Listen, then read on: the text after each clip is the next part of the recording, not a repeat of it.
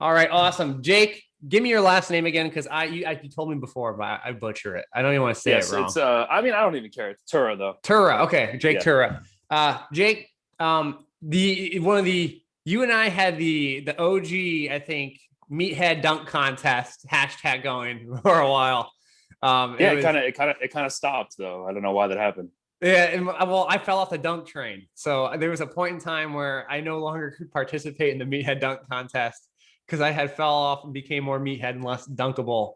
My knees actually got really bad at one point in time from some stupid things that I did, and so you took the lead on that, and I don't know if I could catch up on the meatheadery, maybe meathead portion, but not the dunk contest. What can you share? What did you do? What happened to your Oh, knees? if I do heavy loaded, if it's band accelerated, heavy loaded movements, which off the bat saying it out loud is probably enough to tell you tendinopathy is coming your way, some itis of some issue for high volume. Like I got really into it for some reason, and I was like every other day I was doing just high velocity um, high is a relative term, rapidly dropping eccentrics into my squats and like loaded jumps, like cyclic jumps, like 185 barbell jumps for Oh, like yep. 10 reps in a row. Looking back, like you're so stupid. Like, why were you doing it? So it was a tendon, patellar tendon. I believe so. I have Yeah. it was my left knee. I've had surgery on it. And so that was a while back, and there might be scar tissue that got riled up or whatever it could be. It was bad. It was really bad. It really was. Dude, that's interesting. That's because I had talked with Jill Cook, like one of the patellar tendon researchers, and she was like flywheel training. It makes me think flywheel because you're accelerating with the weight. She was like tendons hate flywheel training, and when she said that, I was like, I had never known that, but I mean, it makes sense. You have so much speed and load at the same time, and probably not a good thing if you already have an unhealthy tendon. Yeah, especially if I found it's eccentric loading. I can get away with it if it's concentric banded max speed. It's that reversal of like you're being, like I said, the inertia actively like mushed, and you're have to force eccentric as that tendon's hanging on for dear life. Yeah, It was yeah, above it was actually above the kneecap, which I get mine. I don't get it below. Like most people get it below. yep. I get mine above, and that's where they had reinsertion of my quad tendons. So that's probably Oh, what it yep. is. Like they took half my kneecap out and they reinserted one of them, the tendons, into the other side of the kneecap. And so like it never really bothers me a ton, at least when I played. But it's like if I get like some weird, I guess, like slightly above 90 with a max effort eccentric, I can do drop jumps off of the highest mountain you want me to. I don't feel any knee pain. It's that inertia like loading, like you're saying, it just lights it up. Yeah, yeah. Dude, it's a pain, man. Those tendon issues, especially the jumping ones. I mean, I wish there was a way you could tell that they're coming up, but you don't. And then once it starts hurting, like you're screwed for a long time. Heavy isos have been a grace to me, like really heavy split squat above parallel. I know you're the iso guy. We'll talk about that later, but let's put that on pause Yeah. because I want to talk to you about the love for dunking, right? Why is there such an interest or want to dunk a basketball? I know I have my reasons, but I'd love to hear yours. Well, I guess it starts where I grew up because I grew up in like the middle of nowhere in Wisconsin, and my high school was 15 kids. I had 15 kids. I think it was 15 in my graduating class. So we had no football. So it's like the only sport is basketball, and everyone plays basketball. And I was just not good. Like I didn't hit my growth spurt till I was a senior. So just a bad athlete my entire life. And then I started training. I got jump attack from Tim Grover, and I did that before my senior year. So I did have a pretty good senior year. I mean, we were like Division 5, Division 4 in Wisconsin, which is like the smallest possible division ever. But I had a good year, and a lot of that was that I believed that I had worked hard. I had done the training. But man, for some reason, that senior year, me and one of my friends, Al, we just wanted to dunk, man. We wanted to dunk basketballs. It was like our thing. And I don't think I ever got it. And then number of jump programs later, I had dunked a basketball. But I think it was that community aspect, me having another guy, and we both could train for dunking. And then we got to the point where we could. And now currently it's like I've learned so much over the last decade plus that it's like Dude, it just takes a long time for people to develop their dunking ability. But yeah, man, because I say that because I go to the courts, random courts here and there, and people are like, man, you must have played football and whatever. Like, no, I just played basketball. Like, I love dunking. And that's just been like my one thing. It might be different had I played football, but for myself, I've just always been a basketball guy. And to try to piece everything together with muscle gain and strength gain and vertical jump, it's difficult to do, but I just like doing all of it. And here, let me say this actually, because there are people out there that are like the vertical jump specialist and the bodybuilding specialist and the powerlifting specialist. And they're all better at all those domains than myself, but there's not many people that try to do everything at once. So for my own ego, no one can ever be better than me because I have, I'm so spread out on multiple things. You create your own division. You're all the above. Yeah. Yeah. There's no competition. I do it all myself. If someone looks bigger than me, they don't have a better vertical jump. If someone has a better vertical jump, they're not bigger than me, you know? And then somewhere within there's the powerlifting of deadlifting 600 and stuff like that. So it makes me feel good about myself. Fair enough. Well, if I have to put on weight again, we might have to go to showdown. I've lost weight. I've tried to take the dunk thing a little serious, not serious, but I didn't like being 225, 230. What are you now? For me. I'm 212 ish. Dude, I need to cut some weight because I know I'd be getting up, but you just have lower energy when you're cutting weight. Absolutely. Like I woke up yesterday, I died. Like I haven't had this happen before. I've been doing this ridiculous part of the athlete project is I talk about my ridiculous take on adaptation and training. And I have like this theory that I have a gym in my basement. And it's basically, I call it immersion training, like, you know, Spanish immersion class where you learn Spanish, you're just constantly being bombarded with Spanish. Yeah. It's chronic exposure to a given stimulus, but never at a high threshold. So like I'll squat, I don't know, 150 times a day for max speed, but I'll do like 5 reps or 10 reps every, 15 minutes. I'll just kind of go down in the basement. I have it all set up. I have like 3 racks set up, one for bench, one for squat, one for just doing pull-ups. And I'll go down there and do it. I've been feeling awesome. I've been loving it, but I got a new weight stand. Maybe it was yesterday, Sunday. And so I wanted to play with it. And so next thing you know, I've done like an hour, 2 hours of training because I was like toying around with it. And I went to the gym yesterday. I worked out in the morning. It didn't feel great, but sometimes it's like, 8 a.m. You're like, I just haven't woken up yet, whatever. I go to the gym and I jump my first jump and both my quads cramp. Like, they're cramping current. I was like, what the heck? And then all of a sudden I was like, I feel like hell. And then I go to dunk a basketball and like, I can't even jump. And like my heart rate's getting really high. And I'm like, dude, I need to go home. Like this, I went and bought a whole cake and ate it all. I bought an 8 by 11 cake. I was like the emergency, like get as many carbs in me as I can kind of thing. But it's funny because it's that delicate balance of, you want to, for myself, lose weight a little bit, but you're also, if you're in a caloric deficit, you're walking a fine line with energy and overtraining. And if you have that one massive spike of effort, like I was like dead. It was like, I don't feel great today either. But it's like, yesterday it was horrible. I was walking in to get the cake and I was cramping in my legs per step. Like it was really bad. I was like hobbling through Hy-Vee trying to get this cake. Yeah. But it's funny, man.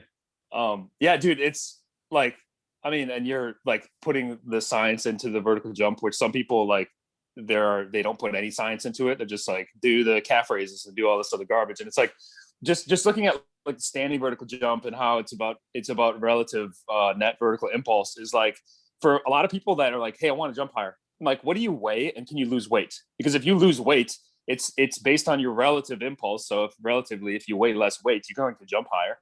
So I'm like, that should usually be like the number one thing. Like if you have excess body fat, just lose your body fat, your vertical jump is going to go up. Or if you have excess like upper body mass, if you want to lose that, or mass anywhere else. But I don't know, man, I guess it's not really talked about. Probably because a lot of the kids that want to jump higher are already twigs in the first place. So there's no weight to lose anyways. But yeah, for myself, for you, it's like, man, if we cut like 10, 15 pounds, 20 pounds, I mean, we're going to be getting up a lot, way better. Yeah. They're a lot. So I got force plates down in the basement and I did some testing yesterday and was looking at like rate of force development and dynamic movement. Like I had a really light load it was like buck 90, no, even that, it was 95 pounds on the back squat, pen squat. And you're looking at peak force. So you have a controlled range of motion. And it's like, I don't know, I'll keep doing this with my hands as if I'm going to show enough range of motion here. Probably like 45-degree total.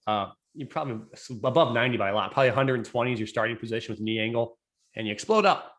But what's interesting is like the amount of peak force you can produce there concentrically. In theory, if I can raise that window relative, right? Because everyone's like, oh, max force, max force, max force. I need to get a force plays out when I'm not dying, like not today.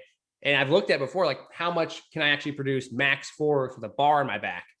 Like, okay, if I can produce 4,000 Newtons on the bar in my back, but only 2,500 pounds, 25 Newtons, 2,500 Newtons with this, rapid pin squat, well, I have that massive, strength deficit of 1,500 Newtons. And so then my question is like, well, how do I raise that specific ceiling, or is that even worth chasing? And it's kind of a weird, like psychological line to walk, because you want to be like, oh, I just want to lift heavy weights. But if you don't have anything to measure speed, you're like, I'm just moving this stupid bar fast and I have no idea if I'm getting any better because it's light already. It just feels light and you don't know. And so I'm going to try and do it with the force plates to at least give me some feedback, because I always find myself giving up on that lightweight aspect more times than not. Because it's like, I don't know, it's moving freaking fast, whatever. Like, I don't know, like it feels fast. Sure. Why not? But really there's a big difference between the two. So like, in your training, like, are you still doing like, I know you're trying to get jacked, but you need like high velo work too? Well, here, okay, so you have like the force plates, and some people have tendo units, and dude, I interned at Minnesota for a bit, so they had force plates. I never was a part of a group that ran them, and I've had tendo units at one of my jobs, but I've just never had access to those things. Even like, I was out with my friend Jeremiah Flood. He has free lap timing gates. So we did like a flying 10. I never sprint because I've never had a timing gate, and I'm not going to sprint unless I can track it. So yeah, you talking about that. For myself, I look at, well, personally, I look at dunking and I'm like, I can always get better at the skill of dunking. Like I've done so many plyos for so much of my life that I'm like, do I need to do more plyos, or do I need to do more dunking? Should I get my volume from dunking? Probably dunking. And then squatting, deadlifting is like, I mean, let's just use the squat because I think it's more specific to the jump. If my squat is like 400, 500 pounds, like around there, I don't think I need to do anything. I just need to maintain it there. It's not helping me. And actually, if you train a 400 or 500 pound squat with like a full range, I guess if you're doing concentrics, it's a lot less demand.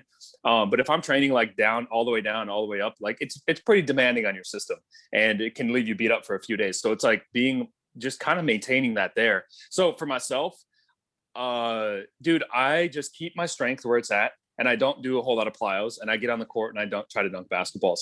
And then I do some stuff for tendon health, because I think part of it too, like we were just talking beginning of the show about you were doing the accelerated stuff with weights, and just think of our body weights. Like just think of me, 220 pounds. Like I used to be like 170. And now I weigh 220 or 225, that I'm basically taking my 170 pound body, putting a 50 pound weight vest, and now I'm jumping. And you think my tendons are going to like that? So I do have to do more stuff for tendon health, because I'm just a heavier dude. I think there are people out there that are like, are jumpers that don't have to do the type of tendon work, but it's like, well, how much do you weigh? It's like, you weigh 180. So it's like, well, I mean, you want to put a 40 pound weight vest on and now try to go jumping and see how that feels. So for myself, I know I'm kind of getting off track. I do the lifting portion. The plyometric portion is mainly through dunking. And then I do stuff for tendon health. But I would say this, like, that's not how I used to train, because now I'm at a level where it's like, I've kind of tapped out some of the potentials, like the strength is not really going to help me if I push that. Doing plyometrics, I don't think is going to help me. I think it needs to be more specific dunking. But back when I was younger, it's like, I was just weak. I need to get stronger, or I didn't do much plyos. I need to do plyos, weighted plyos, accelerated plyos, various variations of like hurdle hops, box jumps, stuff like that, stuff I could get engaged with. And then bodybuilding stuff to develop my structures. But it's like now, maybe it's because I'm older, maybe it's because I'm more advanced, but the training has become a lot more specific, and I've kind of just maintained the qualities that I've built. So there's two things I'll go in there. One is kind of just like, we'll go to the psychology of it in a second, but you brought up the idea of, you're adding weight or even just your body weight alone coming at high velocity, right? And we know physics. So momentum, right, is mass times velocity. The thing that makes you reverse momentum is force times time. When time is very short, that means lots of force. So when you're doing like a jump with a body weight and a big horizontal approach, that requires a lot of force to redirect that body. So like when you're running and doing your jump versus a counter movement jump, the approach jump has huge forces being involved in it because it's peak deceleration up to propulsion. But what's interesting is, and this I don't have an answer for it, by the way, so have fun with this, is like when you look at that from a physics standpoint, even on force plates, it really becomes interesting how we define a training stimulus, because those forces are ridiculously higher than that of which we'd ever get in the weight room. Like, honestly, if you look at them, I think I don't want to speak out my ass, but like, I think I've measured things like on certain band pogo hops. I want to say it was like 4,500, it maybe it was like 7,000 Newtons. And like, if you do a back squat, even like a max effort back squat, you might get like 3,000 Newtons, but just over an extended duration of time, right? Because impulse is force times time. So if you can apply the force over a large period of time, like a slow movement, that doesn't mean that you're producing more force peak wise. And so like how we look at a training stimulus is very interesting, because a lot of the weight room stuff involves long time intervals, but actually not that high of peak force, versus plyometrics are super short time intervals with way higher peak force. So like in theory, if I did enough plyometrics to equate the time under tension, right? So if one plyometric was, let's just do simple math. We're doing a drop jump. So it's a longer ground depth jump, longer contact time, 0.5 seconds. Okay, 0.5 seconds. I jump up nice and tall afterwards, long contact, whatever. And my squat for max effort is 2 seconds. So if I do 4 depth jumps, is that total aggregated force, even it's higher than a squat, is that equivalent to that of a squat stimulus? Like, I don't think so, because I can do 4 depth jumps just fine. I can probably do 40 depth jumps, but I can't do, what would be the difference? I guess divide by 4, 10 reps of a heavy back squat without feeling it, right? And so it's kind of interesting how we look at a stimulus, because I don't know, when I look at the numbers on the force plates, it makes you really rethink like, what's actually a training stimulus? Yeah, dude. Okay, now I don't look into this much myself, because I just don't. I don't have the resources you do. But okay, this makes me think, if we're doing like, if we say the nature of a jump is that you have a lot of ground reaction force, like you can read a high amount of force, but is the role of a heavy squat, that's not even our goal, is it? Isn't our goal to like strengthen the muscle? But exactly, and take the muscle to a full range? Yeah. So what's the stimulus for the muscle? If force, right, is being produced in both situations, and time under tension is essentially force by tension, right? We can call time under tension force by tension. And we know in research that when time under tension is relatively equivalent, the results tend to be fairly equivalent in regards to like hypertrophy and stuff, correct? Mm-hmm. That's fair. So how come if I time allocate my time under tension to depth jumps equivalent to that of a squat, same time under tension, but higher forces, I don't get the same muscular gains that I do with a squat? You know what I mean? Like, if force is the driving factor, and I'm not the dude to ask on this stuff, because I don't read it that consistently. Didn't Chris Beardsley address this in one of his articles? I think it was on Medium, about the repetition that is signaling hypertrophy. Like the effective reps is what his thing was. And he said the 2 criteria were that it has to have a lot of motor unit recruitment, and then it has to be a slow concentric shortening. You familiar with that? Those are like the 2 things that he said for a repetition. I haven't not read that, but I've heard that concept. Yeah. Cause that makes me, cause I think he actually in the article talked about why not just do like band accelerated jumps, because there is a lot of motor unit recruitment, but then he was talking about there's not a slower concentric shortening like you get with a lifting type exercise. But then I'm curious, why does it have to be slow? What's happening? Yeah. Like, I don't know, man.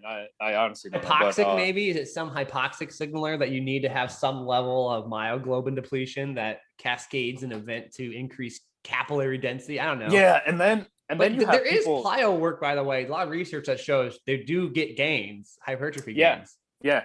I think and maybe it's like completely individual, because also the research on people that two groups do the same hypertrophy plan and one gets gains and one doesn't get gains at all, based on their gene expression, or whatever.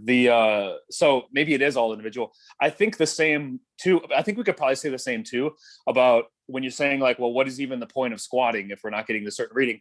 And I think there are a number of athletes out there who never need to touch a weight in their life, and they can get structural and neurological development by just jumping and playing sports. They can become a crazy gifted athlete by just doing those things and be injury free and be fine.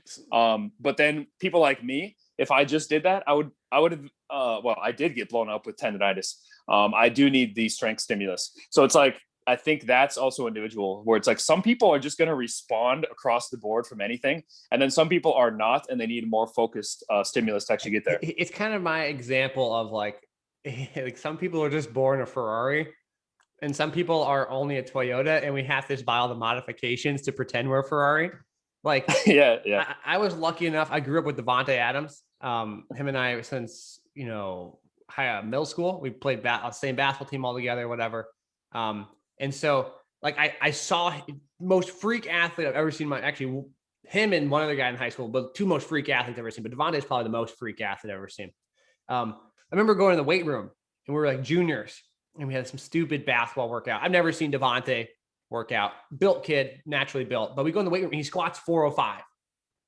Like as a junior in high school, he got like calf veins, he's jacked, and I'm like, what? Like I put buck 35 on me and I'm struggling. And so it makes you think, like, when you look at an athlete like him, you go, oh, strong. He's strong. So I need to get strong to be like him. But the way he manifests his strength was never through strength training. It was probably through like explosive like-ish things and also great genetics. And we know that training explosively can give you strength gains, like, high intent work, but also slow concentric work can give you strength gains. But I don't think when they meet and they both are equal strength that they're equal entities. You know what I mean? Like, I think like, yes, getting strong is important, but how you actually get strong is equally important, because you could have the slow concentric, tempo front squats or hack squats, whatever. I love them too. Don't get me wrong. But like, I don't think that will get you to the Devontae Adams, like I have rocket ships for legs kind of thing. Because I remember seeing that and being like, I remember as a kid looking at him and being like, if I were to try and, mimic what he does, I'd be so focused on only doing things I can measure, like squatting heavy and doing other things, but not really getting to what actually might get him there. Because I've never seen him lift. So it's obviously not squatting that made him a good athlete. He just happens to squat a lot. Like it's not a square is a rectangle is not a square kind of situation. Yeah, dude. I like, the more I think about situations like that, I just feel like there are athletes, like I've worked so many sports. Like let's just take like women's golf, for example. Well, maybe that's it. That's women's golf, maybe distance swimmers or something. Let's just take athletes maybe that are like not the most, like maybe not the best, but dude, I just think they don't have output, And like for us, or for you said Devontae Adams, It's Devontae, yeah. Like I think for him, he has such crazy output from his brain and spinal cord, and he can do whatever exercise. Maybe it's even like a hand grip dynamometer can get a huge reading. And then for us at that age, who are just like the Toyotas, we do it and we get such a poor output. But I wonder if all it takes for us to eat, well, it will take years for us to get to the level that he was even at, like genetically. But does it just take us doing things with maximal intent over and over and over, day after day after day? Is that all it takes to change our brain and spinal cord for more output? That's what I'm trying. That's my my immersion training. And then I think too, I think of this too, because in the vertical jump world, it's like, there's not much of a focus on upper body training because you don't really need it. I mean, the arms can help you jump higher, but they're not essential. But I'm thinking like, if you want more of that neurological stimulus, why would you not do like day after day after day, and your legs are just trashed? You can't jump, and you can't jump, and you can't lift heavy because your legs are just dead. But neurologically, you can get some stimulus. Why would you not lift a heavy weight or do something explosive upper body to continue to push yourself in that manner? Because you just suck at outputs. So work on the outputs day after day after day. Yeah, it's interesting because then there's like, is there a psychology to output, or is it actually a neurology, pure, like a morphological change that's happening within the infrastructure? And I think the latter of the two is correct. Like, I have not become a more output based person since jumping higher, but I feel like something has changed neurologically for me. Like, when I go and jump now, it's like, oh wow, that happened a lot quicker and more explosive. Even I noticed it when I was squatting. Like, I don't max squat ever, but I did one not long ago. And like, I got out of the hole really quick. And I never do that. I always miss it at the bottom position. But like, I exploded up, and then I was like, I even paused because like I didn't realize I had gotten out of the hole that quick. And it's like all of a sudden things were turning on quicker. And it makes you wonder, how long does that take? Because if Devontae's just been doing that his whole life, right?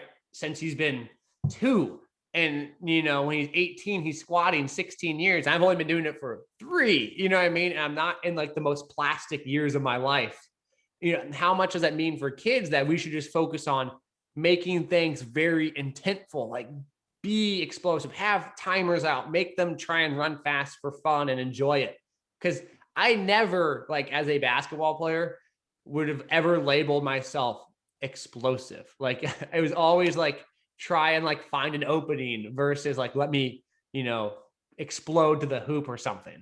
So I was curious, like, maybe we should just, as kids, like, try and find a way to get them to be operating at that high output level. Yeah, man. And maybe like for myself to try to dunk basketballs, because I was never a natural jumper. I wish I knew what my vertical was, maybe like 20 inches. Maybe I wasn't born to do it. So maybe I shouldn't even be doing it currently, and that's maybe why I run into issues. I have my Vertex score from college. This is a college basketball player as a senior, and it was 26 inches standing Vertex. That is a Vertex. That is, on a force plate, I might break 20. Like, that is embarrassingly bad. I could not touch. If I stood under the hoop, I could, on a good day, get my first finger above the rim. And like, that was how I knew it was 26 inches, because if I did the math, that's what it was. But then we tested it, and I remember getting 26 and being like, I can grab the rim today, baby. Must be a good. I'm a college basketball player. Keep that in mind. I'm not Division I, but like, I still played. I'm not like a nothing of an athlete, but it was kind of funny because like, I wish I could, like you're saying, do this now. So no, you might not have been born to do it, but were you not born to do it? Or did you psychologically also be like, yeah, I'm not going to be able to do it? Like, yeah, so we talked a little bit about like the outputs, but I also think of the like the structural development, like the strength of the quadriceps, the strength of the patellar tendon, because those are the things that, like, the patellar tendon is always going to go if you're a jumper or like someone interested in dunking. I don't know if you've seen this. I don't know if you could give any insight, but when I go to like Lifetime Fitnesses and I go dunk basketballs or just go throw down a dunk, like I always have these kids, like maybe high school, college age, that I'll just be like, dude, like they'll start getting in on dunking, and they'll go like 1 or 2 attempts and they'll just grab their knee and be like, oh man, that don't feel good, So I'm wondering if you have these guys genetically, like everyone's different across the board, because there are some guys who can dunk and feel fine. But I've seen this so many times where a kid will go up for a dunk and they play basketball all the time, but they go up for a max effort jump and they're like, yeah, man, it just hurts my knees. So I'm wondering if they just have such poor quadricep and patellar tendon strength that when they give a max effort, it just blows up their structures. I don't know if you've seen that. I wonder how much of that's ankle though, right? Because if the ankle loses rigidity, and then assuming it causes tibial translation forward, then causes the quad to dip in a suboptimal region, which then forces the quad to fire at a deeper position with more stretch, right? That's one thing I've noticed. I think a lot of it, the ankle is such a huge, important role, not for the fact that it helps you jump high, but for the fact that it allows you to jump high. Like, you have these kids who never approach with full speed. So what's their first issue? It's the skill, right? They don't know how they're lining up their feet. They don't know how they're going to brace for the impact with their ankles, and they never dealt with it. versus like I played with high jumpers. And like, it was a guy who I played hoops at Iowa State who was their high jumper. He could just run full speed and just didn't matter. Like any speed at all, he would just take off because he had like the ankles of a god. And I always thought about that. Like, I can't do that because the first thing I'm worried about are my ankles. And like, maybe that causes, consciously, I'm now positioning my leg in a bad position. And yes, my tendons aren't used to it, but I can't imagine one bout is going to be like, oh my God, like that was it right there. Like, are you really operating on a capacity that's at that cup is already so full? Or is it you're positionally unable to handle it, so you're compensating and your ankles are essentially, letting that knee go forward because it's giving. Yeah. Dude, and also I think what makes it difficult too to talk about pain is like when you have that patellar tendon issue, if you just go through a basic warm up, the pain is usually it's usually gone or it's way better. So it's like to try to track the pain and then look at the mechanism behind it. It gets so confusing. But yeah, that's something. I would be curious now. I might look at that. These kids, but I would think, man, now, I guess every basketball player has sprained their ankle or hurt their ankle bad in some manner. And if they didn't have a good rehab process, which I doubt most people did, they probably have some like residual ankle issues that are now maybe making it less rigid or not stable. But I would think, I think it's neurotiming. Like, it's not like actually the tissue. I think it's like, if as a basketball player, if you don't sprint, like I play basketball. I don't know how many times I sprinted, twice. Like, you don't get top speed because you run to half court and then you're weaving through your own offense, your own defense, trying to find the guy you're guarding. Like, no one actually sprints. And so when someone sprints for an approach jump, what's the highest impact force, right? Because they can probably jump off of things and they've probably done, impacts relatively decent before, but that horizontal one, just like in sprinting, it's the ankle, in my opinion, where they're hitting and they either get overextended. Now you can say, look, is it ankle weakness or ankle skill or ankle timing? I don't know what it is. Maybe I think it starts with the foot. And if the foot's not placed in the perfect position, like it is on a submaximal, because if you think about almost as you get more maximal, if you envision like a metronome or a pendulum, the pendulum starts to swing more and more and more. And so when you're at maximal effort, that pendulum is at the edge of its, realm. It's at its capacity. And any deviation is going to push that pendulum, that ball, let's say these are kind of glass guards, through the glass guard, because you don't get hurt at 60% speed, you get hurt at top speed. Why? Because every structure is at high capacity, which means skill has to be perfect. And so then if my skill, I haven't even done it at high speed, so I'm basically rolling the dice every time I jump. I'm like, oh, I hope I land right, because you haven't even practiced going high speed. It's almost like if you see people, like if you ever watch like a dad, like at a cookout or something, like chase someone and they really take off and all of a sudden their form breaks down and they pull a hammy. It's because they've gone high speed. Like, they can jog, but the minute they sprint, they don't have room for air. So something with going back to the kid who hurts the knee, something with their coordination's off. Mm-hmm. Yeah, it's such a high capacity that they're operating at, and it's so much higher than they ever have before. That I remember that was in the Franz Bosch book, right? But he was talking about it like the way the muscles function. I think if you use like the bicep muscle, for example, like you can make it function like very slowly with heavy loads. But when you get into a fast motion, like it was like what was that thing called where you spin it super fast and like the centrifuge? Where the faster you move, the muscle has to operate in its one specific manner. But if you move slowly, the muscle can operate in many different manners. So I'm thinking like, the faster, the more max effort you go, like you really have to have perfect coordination or something's going to go wrong. Mm-hmm. Absolutely. So like, what's the example? There's research on it. Like when you try doing things for there's a trade-off between accuracy, speed and accuracy. So like if I'm trying to do something, even on a visual motor task, like I'm trying to hit a button, if I hit it for accuracy, I can be very accurate, poke it over and over again. But if I try to do it for speed and accuracy, I start to lose my accuracy, right? I can do it fast, but you can almost take it like, here's a bullseye, and what is even like here is like a circle, right? And then we make contact, we try to hit the red dot, and we hit out here. So what's the distance between my miss? and the distances between misses begin to increase. So if I'm now going full speed and I have to put my foot on this launch pad, and as it is, it's already a small launch pad, but now I'm doing it at full speed. Well, that launch pad might be the same amount, but my accuracy just dropped because I'm now at max capacity. I'm hyped up. People are around me. You know what I mean? And now I'm going to take off. And so your foot's going to hit, and you're not going to roll an ankle because you're not going laterally. So what's going to happen? It's probably going to my guess, you're going to hit, and the foot's going to hit, and it's going to hit for more of a bracing aspect than it is an elasticity aspect.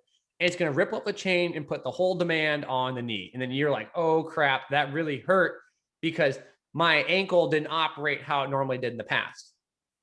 Yeah. That's kind of my take on that.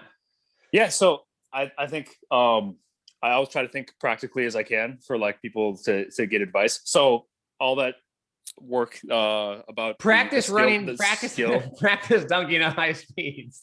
Yeah, dude, definitely. Like, cause it's like, what can I get out of the weight room type exercises? You know, I can definitely get things out of it and get things out of it more as I'm a beginner. But you reach a point where it's like, if you're not consistently dunking, because man, I'll have guys that like run my programs and they're like want to dunk a basketball. And the thing that I always like, you have to keep dunking sessions in like once or twice a week. You have to keep them in, or it's just not going to work. You can't get it from plyometrics and you can't get it from weight room stuff. You can get raw outputs if you want to just stand under the rim and do like a standing vertical jump and maybe dunk a basketball that way. But not many people want to do that. They want to get the skill of the approach jump. And I don't think there's any way to replicate it outside of that. I'm like the opposite. I have played basketball my whole life, and somehow I know how to do an approach jump really well, despite not being able to jump high. I don't know why the skill is kind of there. And I hate doing dunk sessions. And the reason is I cherish them so much. Like if I jump poorly, it's so demoralizing. It makes me want to not dunk anymore. Like we have this court over here and the hoops are like 10-2. It is the worst court. Like all the hoops are different sizes. It is like I bring a measuring tape with me because it's the most erratic court I've ever been to in my entire life. The one I typically dunk on is about 9-11 and a half. The one on the other end is 10, but they play pickleball, so I don't get to use that one. And then the other two are like 10-3. Like I went to dunk the other day and couldn't even dunk a basketball. It was like, I wasn't really trying, but I went to jump and it was like, mentally I was shocked. Because you look at the hoop and you're like, oh my God, did I shrink? Like what happened? And so for me, I don't like jumping. Like I don't like going out because I train really hard in the weight room. And I get there, like yesterday, I was tired. So I go dunk and like, it didn't feel really good. Then I'm like, oh, all my training's been useless. Like all my work has been for pointless waste of time. I'm really bad psychologically about it. So I just like, I like to dunk when I dunk well, but I need to not go so often because if I go to dunk and I'm training heavy as well, then it's like this mesh of like, you didn't jump well and you're tired from training. So what's the point of any of this? Just give up on it. And it's really bad for me, that standpoint. I'm not sure how you do it. It's like a mental juggling act with me. Dude, well, for me, it's always the environment. Like it really doesn't matter what state I'm in. And also I don't train like hypertrophy much for my legs because I just don't need it. My legs are big enough for myself. So they're never really that fatigued. But for me, I say environment because it's like, if I go out by myself, which seems like you're doing, do a dunk session by yourself. It's very easy to be like, I don't have it today. You know, I'm not jumping very good. But if you have someone dunk with you or you have an environment around you, for me personally, my vertical goes up like 4 inches. Oh, yeah. And I will never have a bad day. It might take me like 45 minutes to warm up, but I'm not going to have a bad day. I'm always going to be able to dunk because I'm so influenced. It's like the neurotyping thing, the Christian Tebow thing, the explosive neurotype. Like I am so I have such a the arousal state needs to be very high for me to perform. And if it's not like that, it's hard to cultivate that by yourself. If it's not like that, I'm just going to be like, yeah, what's the point of even training? You know, I just suck. But you get a good environment there and I'm ready to go. Oh, I like changing courts. If I have the option to, if I can go to like different gyms, like a new environment, like you're saying, it becomes a lot more fun.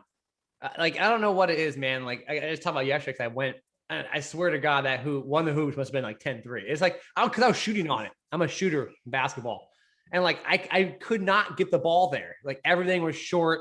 It was like one of those hoops, like the front was bent up. It was like the worst. And so you kind of get mentally already like, I'm warming up. I wasn't going to dunk. I kind of just went to shoot hoops. And then you could get so dejected.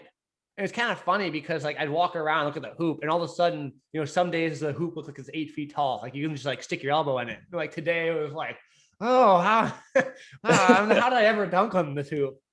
It's kind of psychologically, it's really funny how much that plays a role into, you know, whether it's the environment or how your own setting, like what are you thinking about? Because it requires on high outputs. And if you're just not, if you already inhibit yourself before a high output, it's a huge letdown. Like that's why I think if you're dunking, I'd rather see someone try and dunk on an obviously low hoop than a possibly high hoop, because you're going to be dejected. Like if you go and try to jump on a hoop that's like a 10-2 hoop, like, and it's not going to be fun for anybody. I'd rather have someone go out and, you know, I want to dunk, start with a 9-5 hoop. Like just go dunk and have fun and enjoy it versus like constantly struggling to try and dunk on this hoop or whatever. Dude, that was always the hardest for me, like growing up. Like I know I should have been doing low rim dunks, but it just wasn't the same. I was like, I got to get it on a 10 and with the men's ball. But how much, I'm curious with you, how much like do you play a lot of pickup basketball or not? I wish. I'd like to play more, but we can't right now. I normally do. Cause dude, for me, like that's a great time to dunk. That's a great time to dunk, by the way. After your first game. Yeah. I've had days, man, I've had days where it's like you do the whole dunk warm up and then you're just not feeling the dunks. And it's like, I don't know, maybe I just call it a day. And then a game of pickup breaks out and you play for 30, 45 minutes. And then you're starting to jump. And it's crazy. I don't know though. Like, it seems like, I talked to Jordan Kilgannon. I had him on my show and he was like, he used to dunk and his like third jump of the day would be his highest. And I've trained with kids who can't really dunk. And it's like, I get the warm-up effect. I bet you get the warm-up effect where like 45 minutes in or 1 hour in, you might be dunking higher. But a lot of these kids that just maybe they don't have the skill. They don't take as long to warm up. I don't know. If you give them that, they jump worse. Like the potentiation effect is worse. You know, they don't get potentiated. They just get more tired. Yeah, I cannot walk into a gym and dunk. I don't know if I can walk into a gym and straight up touch the rim. Like it might be a 12-inch difference between my starting jump versus my final. And a lot of it's like you said, output. If I walk in and there's people there, all like, you know, like, yeah, you give me 30 seconds and I'll throw one down. If I walk in, it's like a cold gym and you're by yourself, like, dude, give me an hour. Yeah. This is going to take a while. It's funny. But then that goes back to like talking about someone like Devontae, right? So like, well, if that's such a big factor, is he able to just like turn on a switch whenever?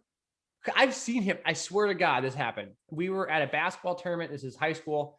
We're playing in San Francisco, and he's late for the game. It's an AU tournament, and he literally comes in as we're in the huddle, and he's like, we knew he was gonna be late, so he comes in like tying his shoes, you know, and like he runs in. Then you warm up. We play the game. First play of the game, gets a steal and just throws down a tomahawk, like just a nasty dunk. And I was like, what the hell? Like, how are you warm?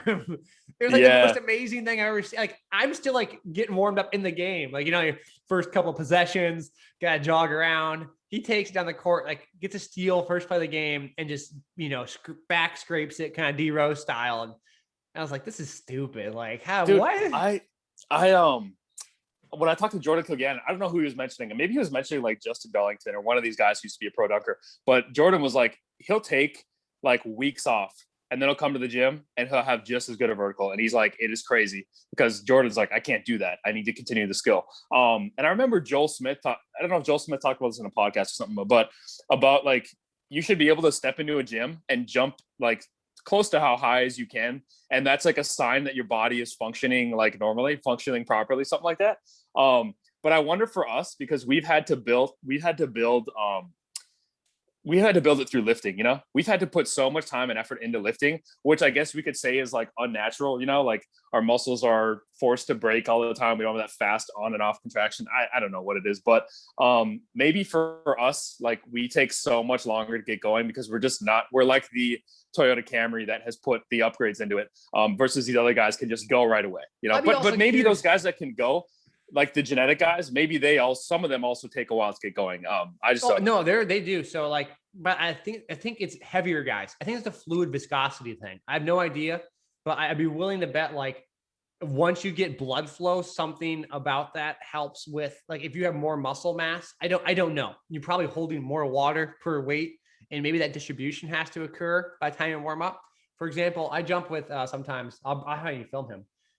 Dev Douglas, he was an NCAA dunk contest champ. He used to play for the Globetrotters, and he comes out and like, he can like bite the rim. This guy, he's built. He's probably 6'1", but I mean, he looks like a line running back. Like he's jacked. And we went and played basketball, and we're playing one-on-one. We played for like an hour. And then afterwards, he's like, I'm gonna get some dunks in. I'm like tired. I'm like, what are you talking about? Like, I'm done. He's like, I'm gonna get warmed up and start getting some dunks in.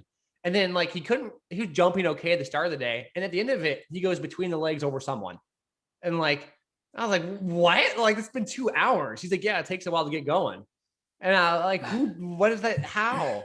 I was amazed. First off, he had the endurance to even keep going, but then he took it to another level, and he went like, the guy put the ball in his head, and like he went between the legs over the guy, kind of deal. Like he's like looking in the rim, and he like took him a while. And so like, I don't buy you just walk in in the gym and jump.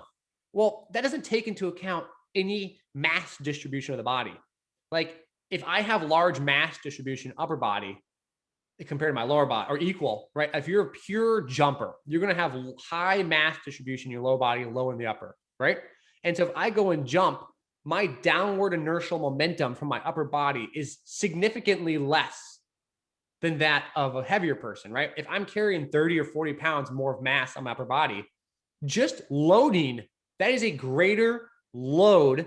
My mass, assuming we load the same velocity, let's say it's mass times velocity, and the heavy person, the light person has 20 pounds and they lower at 1 meter a second. So they have, 20, 20 times 1, and I'm 40, I'm twice as much, just by loading. So how can like, you go step under a bar and squat twice as much weight. You know what I mean? Like, because that doesn't make any sense at all. It's not taking into account any of the actual physiological loading. And that's what we don't do a lot. We don't take into account any of like segmental inertia.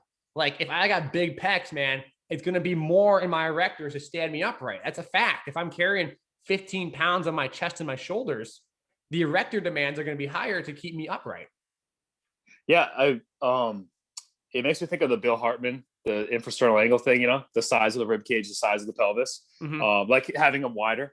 And like, I'm a wider dude. I guess a lot of guys who are heavier are wider, but I don't know if this is true, but it seems like those guys that are like natural jumpers who have the more like smaller pelvis, smaller rib cage, who can really get up fast.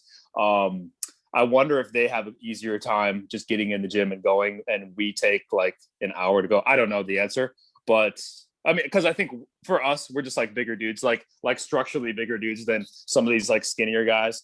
And I think you can usually tell when you play basketball with them, and it's like they can't really move you, and you can move them pretty well, but they're so good at maneuvering around and being fast turning, changing direction, stuff like that.